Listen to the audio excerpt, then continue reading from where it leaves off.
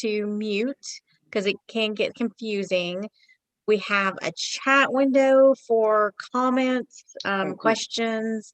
We'll definitely take questions, towards the end or, any pause works out great. So, for those of you who I haven't met yet, my name is Brandy Bolgeo-Hendren. I am the Toast Mistress for Chattacon this year. Um, Longtime Chattacon attendee. My first Chattacon was Chattacon 2. I was 3 years old. Holy Uh, cow. I was like part of what used to be called the Brat Pack of Chattacon.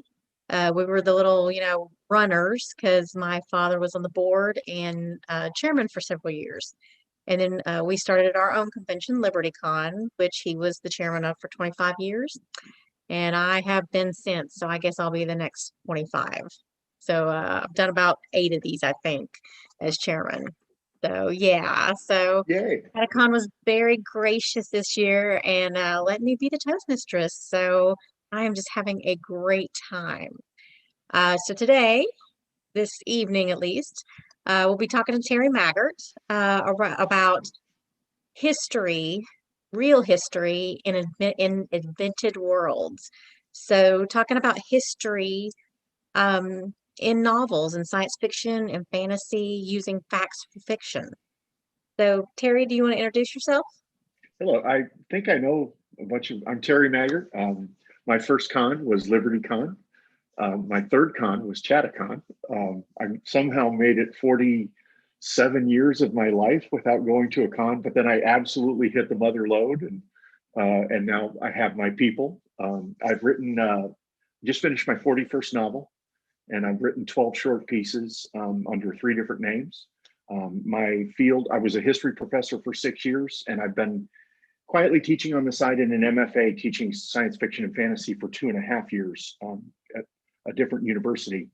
But military history is my field. And my specialization is religion, and the two go hand in hand. So I am an enthusiast for history and an absolute maniac for science fiction and fantasy and genre fiction of all kinds.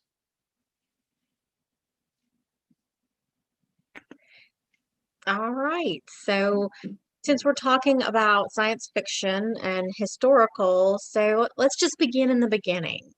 So what's your connection to vintage sci-fi? Where did you start? Well, I started in the year. I actually have the book,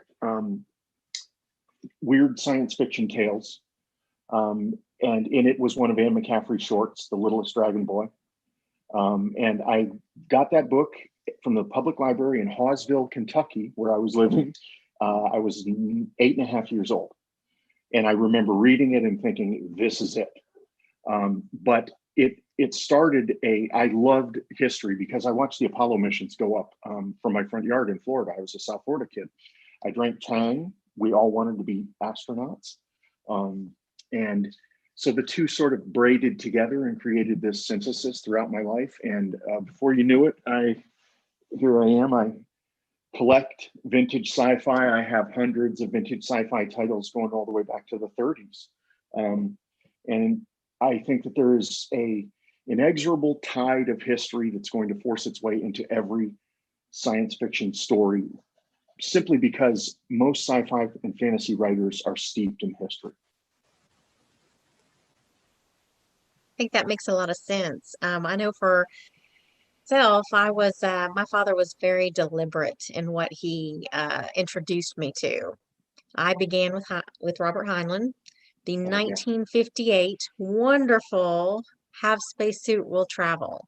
Oh yeah. So, began with the Heinlein juveniles, Andre Norton, Oh yeah. Stargate, again, 1958. I don't know why that year was, just for 2 of my favorite books in my younger years.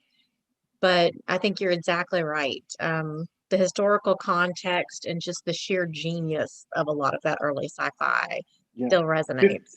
58 to specific 57 to 61 in some sense. If you can, Clifford D. Simak's City, the Heinlein juveniles.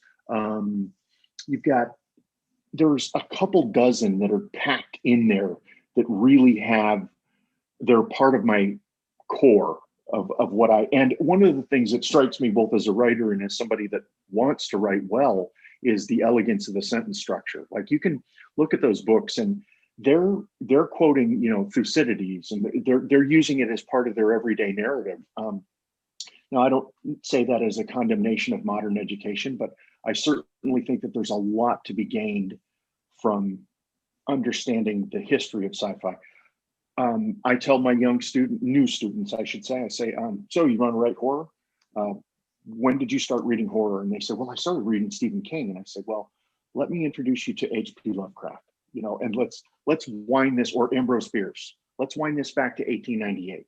And it's a very rich, textured, nuanced kind of sentence structure that is aware of the classics in an oblique manner. It doesn't hit you over the head with it. It just shows that whoever's writing is pretty smart.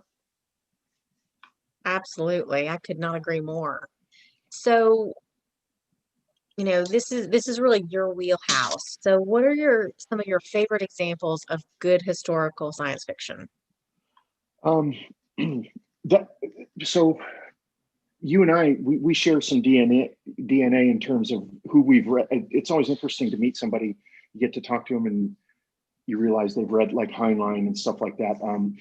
I I think that there's also, I want to give an example that's sort of outside the box, but consider, if you will, Godzilla. So Godzilla is, I love Godzilla, and Godzilla doesn't really have anything to do with history except for one big idea, and that is the atomic scare. Godzilla is a physical manifestation of the atomic scare. So when I say to people, that people say, well, is it a retelling of the Peloponnesian Wars, or, you know, or something like that? I'm like, let's do something more obvious. Let's talk about Godzilla. You know, it's the 50s. We just got done nuking Hiroshima, and everybody's scared, and everybody thinks the Soviets are going to do it to us and we're going to do it to them. So how does it manifest? Our global paroxysm of nerves comes through in a giant lizard. And I think that that is a great example to give it simply. It gets much more complicated and much more elegant. And it depends on, is it real history or is it alt history? I'm never going to be able to think about Godzilla in the same way again. That's that's crazy. So, you know, I know that so L. Sprague de Camp, Lest Oh Darkness gosh. Fall. Oh Yeah, gosh. I'm a big DeCamp fan. And so, Fantastic. you know, if you have not read this book, it was in the early 60s, and it's a professor of history who went to Rome and I won't give you the whole story, but was transported back into, right, you know, just a little bit before Rome fell, and how he navigated that with what he knew. Yeah. So, you know, that was just a fantastic historical book. All right. Perfect, perfectly executed too, because he even took care of, if I'm remembering the line correctly, he even addressed the issue of his accent being incorrect. Yes. Like it's really like hand wavium lets us say, oh, I could be transplanted back to the, you know, Trojan War, but do fine. Do you speak Attic Greek? Do you, you know, chances are no. But that was how I knew that book was great. Yes. So we've talked about good books, and I definitely want, if you're not in the chat, definitely get in and please give us your opinions on, you know, first the good historical books, but what are some bad historical sci-fi, Terry, that had just made you just cringe when you read it? My general policy is to never criticize other authors, because I've been 1-star bombed on Goodreads by people. So, you know, like I went, and I'm also not at that point in my life where I I've matured to a point that it doesn't make me angry. So I have to be careful. Um, I've read, I think one of the things, I'll give you an example of something in one of my favorite books that is an assumption that always kicks at me as being um, culturally irrelevant, but I love Frederick Pohl. Like Frederick Pohl is one of my favorite writers ever, just everything. And I love the Heechee series, the Heechee Rendezvous and Heechee and Gateway and everything. And I know, and Gateway is a perfect example of one of the main considerations as they're exploring the universe is where are people going to smoke cigarettes in their habitats in the spaceships? And it was just because it was written, in a time when tobacco use was so prevalent, and everybody was like, well, I'm under the smoking hood with my Synthowana cigarette, and I love the fact that it was so um, anachronistic to us now, but at the same time, you saw it as this cultural touchstone that you knew it was important to them. Um, there's a lot of things, people get history right more than they get it wrong in sci-fi. I think now when it's wrong, it's spectacularly wrong, but I think very often they get it right, and it shows you that maybe they have their fingers on the pulse of where we're headed. What's your example though? Let me. Okay, sassy pants. Let me ask you. I do have one when I was thinking of this. I read this, I guess, when I don't know, a teenager or something, and I just remember laughing even at the time. Clan of the Cape Bear. Like, I, I'm just, it just didn't resonate with me, is what I'll I say. like the fact that she was a blonde. That was I like Oh it. yeah, That was Paige. I was like, so everybody looks like an orangutan except yes, for except for her. with the flowing mane and everything. And I thought, okay. Yeah, yeah. That's one that especially as I grew older and understood more of the subcontext in there. I thought, yeah, Yeah. it's not going to be on my bookshelf. Some folks like it, bless them. But just from a Well, actually, historical perspective, I have something that this might, Jackie Collins, who wrote, as you know, all the 60s and 70s. Jackie Collins, actually, after she passed away, she wrote, they found in her drawer, so to speak, a sci-fi novel that she had written. oh, It was called Yargo. And it was basically a retelling of, apparently the aliens all looked like Yul Brynner and rode giant That's bees. Jacqueline Suzanne, not Jackie. Jacqueline Suzanne. Yeah, excuse me, Jacqueline Suzanne. Apologies. Yep. And it was I am guilty. I am guilty. I've read read it. Yeah. I was like isn't 12 it amazing? when I read it. Oh, I mean, if they all look like Yul Brynner, I'm sort of in on that. it's I am. I mean, it's a good-looking man. I'm comfortable saying that out loud. So, yeah, but that was an example where she was trying to be a futurist, and it just did not. It was, it was one of those stay in your lane moments. Yeah. So, Yeah. Okay, so we go from historical to alternate history. I mean, a huge genre. I know many of us probably in here are big fans of alternate history. So, Terry, what are some of your favorite authors and why? let me show you this. This Robert Ferrigno, he wrote a near future alt history of the dissolution of the United States due to religion, where it's a schismatic, and it is a fantastic trilogy. Love it. Could you guys see this? We can. Okay, yeah. Yeah, I loved it. I just thought it was exceptionally well done. And it's, maybe 30 years in the future, just exceptionally well done. Feels like you're voyeuristically reading a history that occurred in 2045, that kind of a thing. So occasionally people just hit all the notes just right. Now, Turtle Dove, he writes, he does a lot of stuff. I actually think that Harry's best book that was most enjoyable for me was he wrote with Judith Tarr a little book called Household Gods about going back to Rome. And that to me was the most humanistic and enjoyable and sort of a peek behind the curtain of what it meant to be an everyday Roman. Oh, now I agree because I'm a huge Turtle Dove fan to the point where I can remember. So, gosh, I can't even remember what year it was. So I begged the board to try him out as a guest because I'm such a big fan. Okay. And so I just, all about being professional. And when I met him, the first words out of my mouth is, "You were my choice." I was like so excited. And so there's this picture of me with him, and I'm just like, my entire face is like I'm like half on top of this guy, like, I mean, just, I love his work. I mean, like he's a professional in his field. He has that doctorate of Byzantine history, I believe. Yes, that And is just, his. you know, it's rich. His books are so rich and detailed. It's S.M. Sterling. He does Yes. that. He does that too. He did actually for all the. He's done 2 or 3 that are really interesting to me that, that are predicated on, like the South Africans rising to power was kind of the Draka he did. But for me, the one is Island in the Sea of Time was the one that I liked the most that he did. I thought that was wonderful. It was really realistic.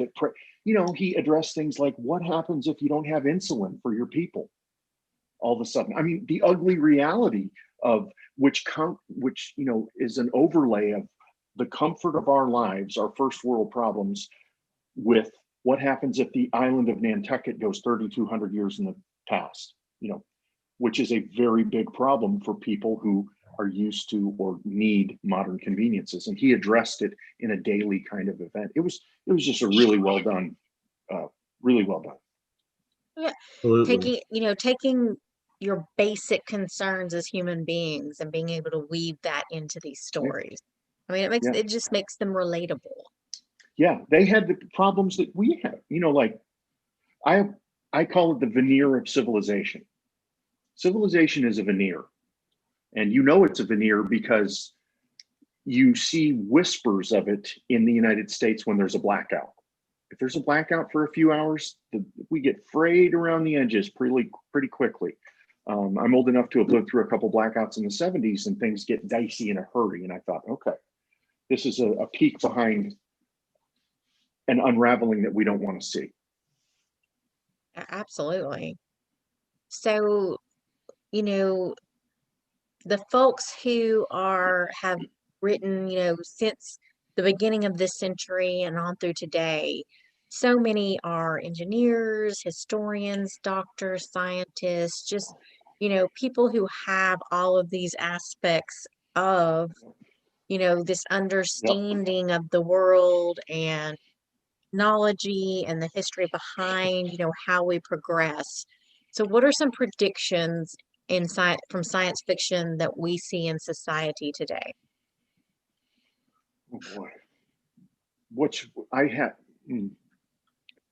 you said one when we were talking on the phone. I think you said, what was one you I said? love this as an engineer, so. Well, yeah, you're an engineer, therefore I can sort of posit, if I were to look in your house, you would have the simplest possible manifestation of every device, like the least complicated, like you go into an engineer's house and they have the most complicated thing in their house is the router. Other than that, everything is like a mechanical lock, a mechanical everything, and that's how I know that I'm doing things wrong, when my engineer friends are like, no, don't do that.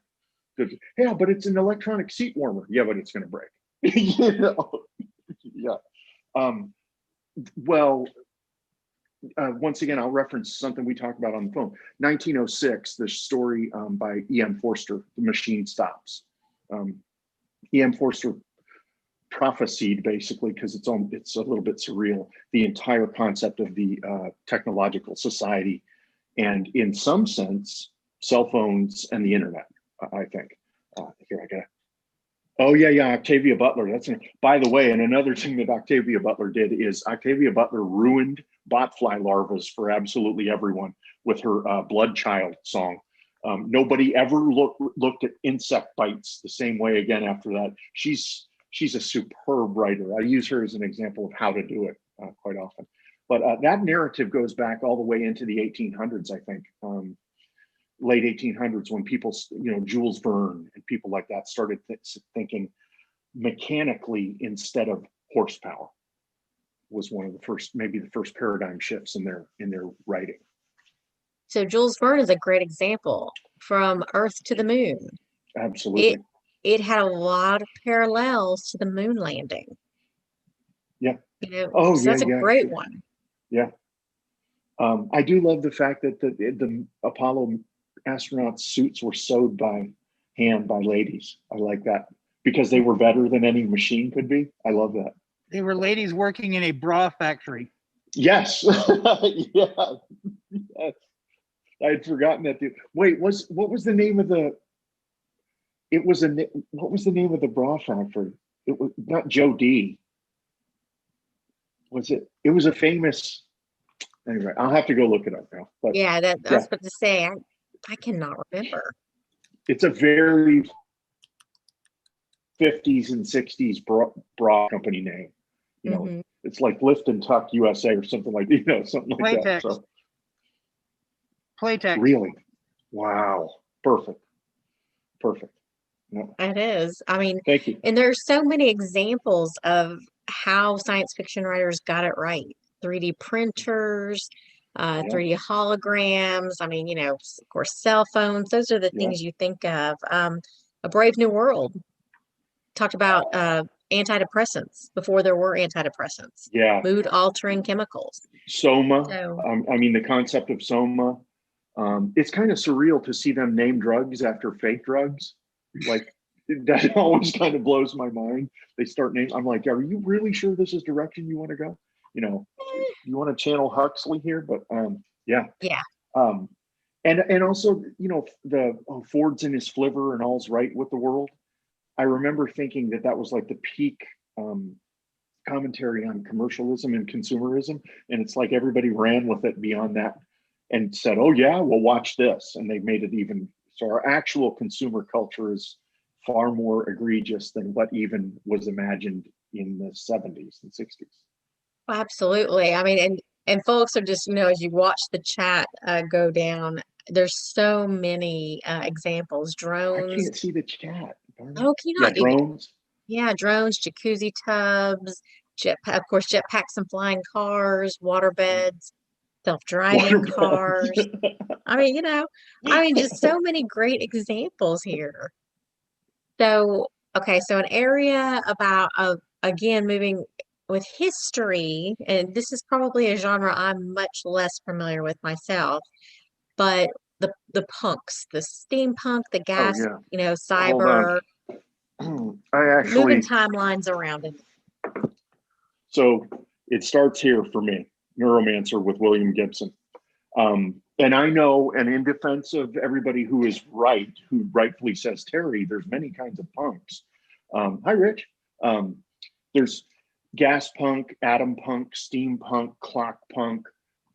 There's all kinds of subcultures within it, subgenres within it that are excellent. Verne started it. Yep. Burroughs kept it going. They all had a hand in developing that kind of a vibe. And even going back to really, if you think about the TV show Briscoe County Jr. was kind of a steampunky kind of thing. It just happened to be ahead of its time. Wild West before that. Absolutely. Yeah, that's an even better, thank you. Even better example. But I think that has been one of the most prescient genres because those people, the vast majority of them seem to have crystal balls. I mean, the clarity with which they have seen the developments has been astonishing. So, Brandy, did we lose you? No, am I here? Oh, okay, you're back. Hi. Okay. Okay. That's strange. You'd have to ask yourself questions. Oh, Metropolis, Humanoid Androids, 1927. Perfect. That's Great a good example. One. Yep. So, what about futurism? History in futurism.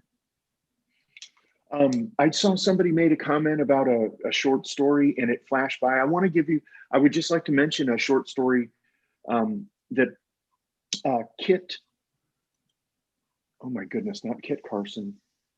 The story is called Automatic Tiger. Kit Reed, excuse me. She was a brilliant writer. Doris Pazurcia, Kit Reed, Andre Norton, they were all female sci-fi and fantasy authors that sort of cut their teeth in the same era. Anyway, Automatic Tiger is one of the rare stories that has the ability to make me cry every time I read it. It's like Old Yeller with an animatronic tiger. And it's punchy. It's just got unbelievable emotional depth, and it feels extremely on brand for 2021. And I think it was written in the late 60s or early 70s. And it's just one of those that was way ahead of its time in terms of technology. And I remember reading that as a kid and thinking, wow, and being sad. And then Teddy Ruxpin came out, and I didn't want a Teddy Ruxpin because I was convinced I was going to become emotionally attached to it and it was going to die. And my mom said, what? And it was like, I read a story and the tiger died and all this. And Ow. that's how much that story, but that was a way ahead of its time, kind of a peek into augmented reality animals, of course, and then Battlestar Galactica with the Moppet and everything. It's a theme that we've seen passed on from idea to idea. So the Moppet was just a bad imitation of K9. Yeah. Yeah. Yeah, there was a lot of bad imitations. So I got the reference. So what is if you were going to write a new historical fiction novel, what would be your perfect era? World War One. I can answer that really easy peasy. World War One, because it's the only. I mean, I'm nonviolent and I'm a pacifist by nature, in the sense that I don't like 70 million people dying in wars, or 38 million, or however. But World War One was so catastrophically wasteful in terms of what it did to humanity for very little purpose. And I've always been particularly fascinated by the nexus of advanced armament and weaponry and horseback. I mean, it's just a perfect storm of disaster waiting to happen. You had Polish cavaliers charging, and thousands upon thousands of horses killed every day, along with all the humans. And that's where I would go. For me, I would immediately, probably specifically Gallipoli, if we're talking a specific event. And I would, but I do have an idea. I can go ahead and say it. I wrote a title down, and I have an idea for a crossover novel. I'll probably write it next year. My Starcaster series is all about magic and military sci-fi coming together, but I want to cross over World War One with magic, and I'm going to call it The Witch of Ypres, because I always thought, what if there was a sorceress who was the head of your division in trench warfare? How would that change things dynamically? And so that's an idea that I've got cooking on the back burner. Very nice. Yeah, because it's hard how do you defend against a spell? I guess we're going to find out when you write this book. 2022. Yeah. So we have several people on here. I'm so happy to see so many folks here. So if anybody has a question for Terry, like sort of raise your hand, just so we're not all talking at once. But Fritz. Oh, is Fritz here? Hi. Yeah, let me turn my mute off. So as a newbie author myself, I just recently got published this year, but just so that my short story of under 10,000 words made sense to me as I wrote it, I personally wrote an entire history of the thing, which was over 11,000 words. How often do you write history for your books, and how time consuming is that just to write the setting before you even start typing out the story? The answer is every time. And let's talk about this also at LibertyCon, because I write a series Bible every time for a couple reasons. One, I am Mr. Short-Term Memory Loss. I end up changing people's eye color and changing names and stuff like that. But one of the things that I put in my series Bible is critical lore, locations, weaponry, and historical events. And I do that every single series. And so generally, how many words would you say, like a whole book by itself? No. I mean, like imagine the longest one that I've got is about 5,500 words, but that's for a 12-book series. So. Okay, so I'm alone in this, writing 1,100 words, 20 pages for an 18-page story. No, what if that story turns into a series? I mean, it very well could. Sure. I would rather know where I'm going with my history. I spent 2 months drawing a map for a novel that hasn't even come out yet. So I understand. I get it. Yeah. Me as a dungeon master, I've spent so many times Yeah. gaming. It was like hours. I wrote out Yeah. this whole history. Yeah. Just the No, game. So my gamers will enjoy the game. Yeah. All I'm all right. for it. Brandy, could I comment? Sure. Fritz, I once wrote a 3,500 word short story and I couldn't get the world right. So I started a novel on it and I quit writing the novel at 27,000 words and then went back and finished the short story and just totally abandoned the novel. But I sold the short story. Yeah. So Nice. junk You never know happens. where you're going with that. Yeah. All right, Rich.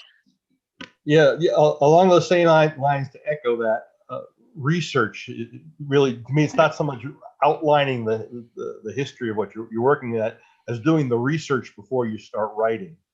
I've for numerous anthologies, I've invited some other authors to participate, and the complaint I got is that they looked at me and they say, you do more research for a short story than I do for a full-length novel. So it's all a question of the attention to detail. So the details are what separate you from being, I mean, this is writer talk, but the details separate you from being good or great. It's the subtlety of the details. It's like watching Marlon Brando, and there's this scene that Brando has where he picks up a couple pieces of ice out of a coffin and slips them into his mouth, and he's tapping his jaw, and you realize, oh my God, he's got a toothache. And he didn't say anything about it, and it's just the subtle preparation and detail orienting in the scene that makes it great. And I think that the same thing applies to writing. I mean, one of the biggest ways you can lose people and be howled out of the room is to get a gun wrong. Just go ahead and get a gun wrong and see how that goes for you. Yeah. That kills it for me. absolutely, Yeah. Okay, Mike. It's also the thing with you talk about research, the things you think you know that aren't so. You mentioned S.M. Sterling before, and in two of his books, which are otherwise completely disparate, one is a fantasy book, and the other is the Draco series. Yeah. He assumes that a fascistic form of rule is as effective in controlling the underpeople as the fascists told us it was. I think he has really totally been deluded by the bullshit about Mussolini made the trains run on time and so forth. Yeah. Any fascist or para-fascist social setup, such as the Spartans, is under constant terrified fear of an uprising of the underpeople. Yeah. And you wouldn't have to use castor oil. Yeah, it is made far less efficient, and I really think that Sterling just assumed he knew that, oh yeah, these if my bastards are bastardly enough, they'll keep their underlings under control, and it just isn't so in real historical record. And I don't think he's ever addressed that. All right, Mr. Williams, how about you? Pretty good. Actually, I was thinking when you talked about details wrong, I recently started to read a horrible fantasy set in the Viking Age. The first thing that stopped me was one of the younger characters is mocking one of the older characters for taking hallucinogenic drugs. And immediately I'm thinking, if she were really a character of that time, she would have been taking drugs, in religious rituals,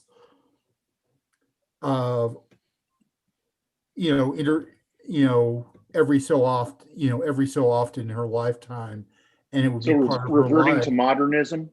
Yeah, she was very much. This author was very. It was absolutely. I'm not going to mention the title because it was literally the worst novel, speculative fiction novel I've ever read, and I was shocked that it was from a Big Five publisher. But but modernism is a huge problem. there's modernism, and there's also there's two kinds of catastrophic errors that I want to avoid. One is modernism. One is putting my values onto somebody 3,200 years ago. And then the other thing is making an absolute howler, like, being on a steam locomotive and the reek of diesel. That's just a line that I read once, and I thought, oh, this is a bad page. So those are factual errors that I try to avoid, and then the others, of course, are cultural and social folkways and mores that I try to avoid. Malcolm. Hey, yeah, coming from somebody who's not a writer, I'm not a writer, and I'm a reader somewhat, but I'm also an actor. So how much does artistic license factor into this? Because there are some things that for dramatic purposes may not be the most historically accurate, but still make for good drama. Is there any example that you can think of where that works out, where it's not really historically accurate, but it makes for a really good story? Is there anything like that? That's a fantastic question, because you've just hit on that's the fulcrum, or the keystone issue that everybody has to, especially if you're writing military sci-fi, military sci-fi and quasi-military sci-fi. You almost have to take some license with it, because if everything's functioning as it should, then it's not going to be as satisfying a story, or possibly as the sparks aren't flying. I know that as an act. I'm sorry. I'll give you. Oh gosh. The example I always think of is James Kirk. I mean, Kirk. Yeah. If he was an actual military officer, would have been drummed out of the military a long time ago. Great. Yeah. Perfect example. Yep. Well, actually, the new Star Trek series, the entire crew is the least I mean, they're so far removed from being an actual officer or a member of a functional team that you can safely discount that entire thing as being military sci-fi at all. Right. But artistic license makes things, let's face it, it makes things good. I mean, it's even if it's only 20%, that's the 20% that sizzles.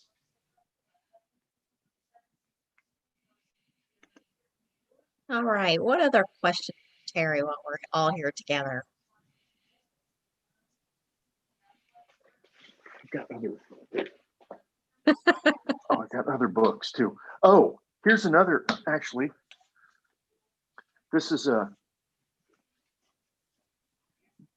Brian W. Aldiss. He edited these. This is space opera, right? Space opera is one of those things that rolls history into, it's fantastic. Rolls history into space opera in sci-fi in a way that is both appealing, but it's basically, it comes down to, as you start reading it, you realize, oh, I'm rereading medieval history. More specifically, I'm a huge fan of Barbara W. Tuchman. She's my favorite working historian, or was until she passed away. She won 2 Pulitzers, and she wrote across an extremely disparate field, but she wrote A Distant Mirror, which is about the 14th century. And I say this to everybody every time I'm interviewed or anything. The 14th century sucked. It was a nightmare. It's reason enough to drink Starbucks. Even if you don't like Starbucks, you should drink Starbucks, because it's not in the 14th century.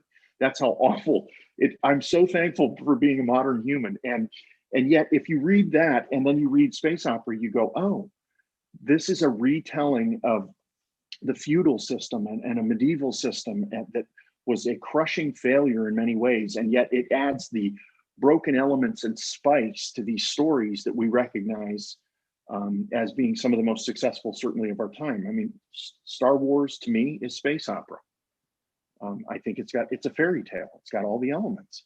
And yet there's a little bit of history in it. If you burrow down, you say, oh, okay, there's an overlord. And traditionally in history, we have those, we have an uprising in the underclass. And I got to put my glasses on. Dune is too. Dune is one of those, for me, that if I chose to take a deep dive into elbow patch and tweed culture, and in the English lit community, I can make a compelling argument that Dune is both the Christ figure, which is very obvious, and feudal history and medieval history just braided together. For that matter, so is C.S. Lewis, but they both work beautifully. So They do. All right, I think Fritz has another question. hit me, Fritz. I had to unmute myself there for a second. All right, so you might as well go ahead and plug your own stuff, even though I've read quite a number of your books and a number of your stories. With what this panel is talking about, which one of your books would you suggest people read? The next one coming out. All of them. I'm pretty. I'm so far all over the map. All right, I don't know. I'm really happy. Let's narrow it down a little bit. How about of the ones you've already published? Okay. I love the Messenger series because I'm a child of I love Jet Jaguar as a kid. So I love Jet Jaguar, and I love the Oort Cloud, and I love vicious villains, and so I sort of braided that all together, and we're 12 books strong and going. So yeah, that's right there. Pull up your book covers. You pull up all these other people's book covers. Where are yours? No, it's okay. They're available at terrymaggert.com. No, That's right. No, I like that series. I'm proud of it. I'm proud of all of them. Some of them work better in my head. So, which is, I think any writer will tell you, there's something that happens between here and here where we lose a little bit in translation. So Fritz, Fritz completely stole my thunder at the end, asking you to plug your own books. I've not read a book that you've written that I have not enjoyed. Can I plug somebody else's book?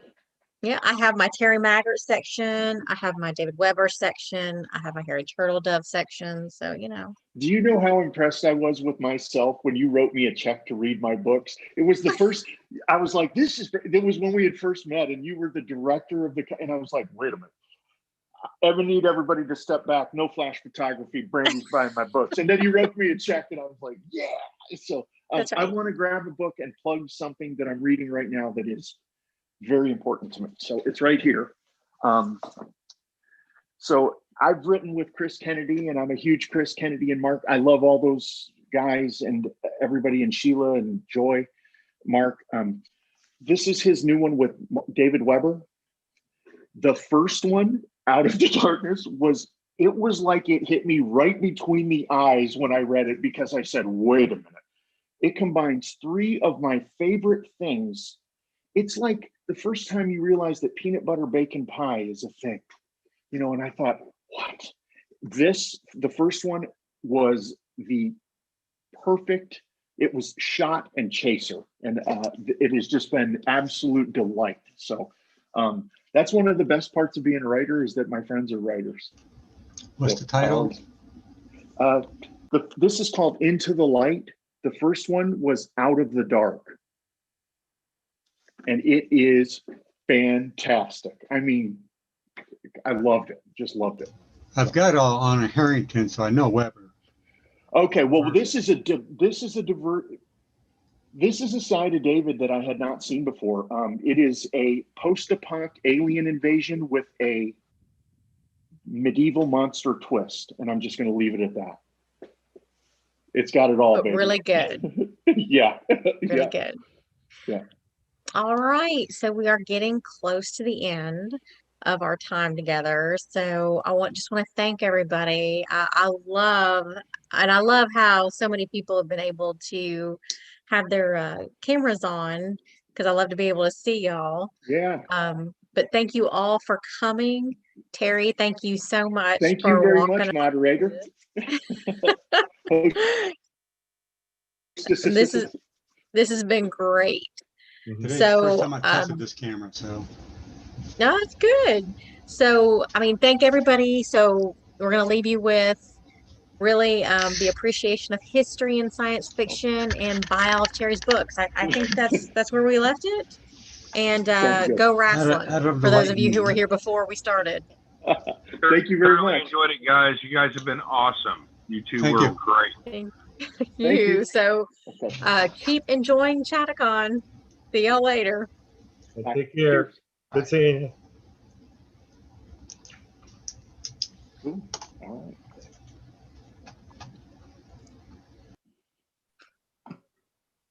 right.